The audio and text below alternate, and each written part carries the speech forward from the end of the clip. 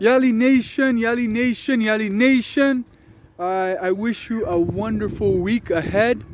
And I just wanted to share some thoughts with you about where the world is and what I believe we are all going to face in the next few weeks, in the next few months. Um, I think there's a lot of fear because people are now realizing more and more that this situation has not been controlled very well by their leaders. People are realizing that their companies, their competitors, their clients, their parents and their family have become accustomed to the current situation without having a real plan as to how things will be as we get into 2021. And that creates another level of uncertainty. Because even though you're getting used to the way things are, you must be able to anticipate how things will be in the next few months, right? You must be able to anticipate how things will be in the next few years in order for you to also have peace of mind and be in control of your outcome. I know that many of you already have, shifted your strategies, you've adapted your processes, you've, created new products and you've started new initiatives. And I want to encourage you in that direction. I want you to stay focused on those initiatives that you've actually started and that you believe are going to sustain you throughout the season. And no matter what happens in the future, that you will always find a way to thrive. And so this is a moment where we need to stay focused. We need to stay focused because for the past few months, we've thought through the process, we've thought through the situation, we've thought through all the things that have happened, and we've come up with some ideas, some brilliant ideas and strategies that we're actually putting into practice.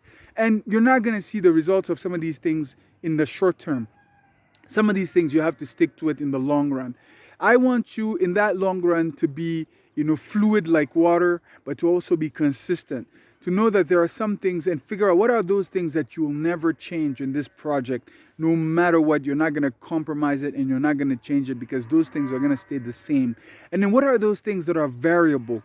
What are those things that can evolve? What are those things that oftentimes need to be adaptable because of how things are changing so rapidly? Sometimes you find that, policies are changing. Governments are, all trying to figure out how to manage this situation. So they're, consistently saying this, then saying that.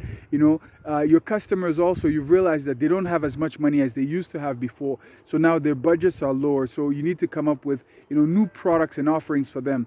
I have a friend who has a fish business. So he sells fish, very high quality fish.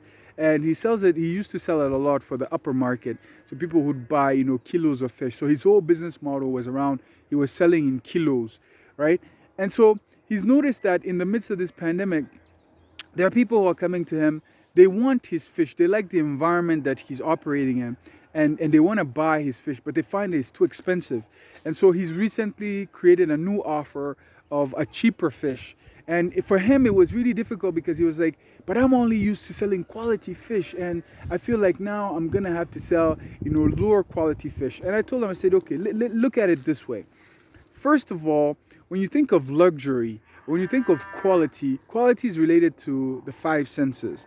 So what we see, what we hear, what we smell, what we touch, and what we taste, right? So if you look at how we compare products, we often look at them from the touch, from what we see first. So when you look at a product, you look at two products, you can visibly see between them which one is quality and which one is not, right? So if you look at two different types of fish or two different types of restaurants or two different types of cars or two different types of clothes, you can look at them and say, well, this is good quality, this is bad quality. You can also touch it.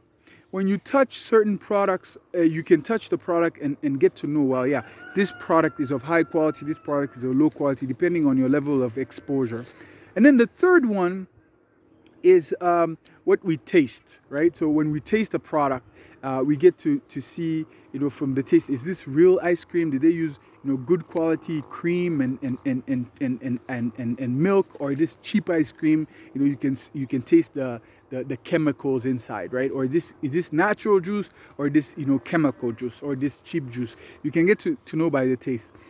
Is this a gourmet meal from a 5-star restaurant, or is this like a normal meal that you get right next to the market? And then there's also so the fourth is what so it's what you taste, There's what you smell. So for example, a high quality perfume, when you smell a high quality perfume compared to a low quality, you can see that the high quality perfumes last longer, right? So if you spend money on a good cologne, it lasts longer. The smell lasts longer than a cheaper one. And sometimes the cheaper ones, the smell is so strong that you can actually sense like this is not of good quality smell. And then there's the last one, which is the ouïe, the hearing. If you look at luxury vehicles, very luxury vehicles are very luxurious. You're inside the car, you cannot hear the noise outside. It damps out completely the noise outside. You can't even hear the engine as you're driving the car. So that's also a sign of luxury.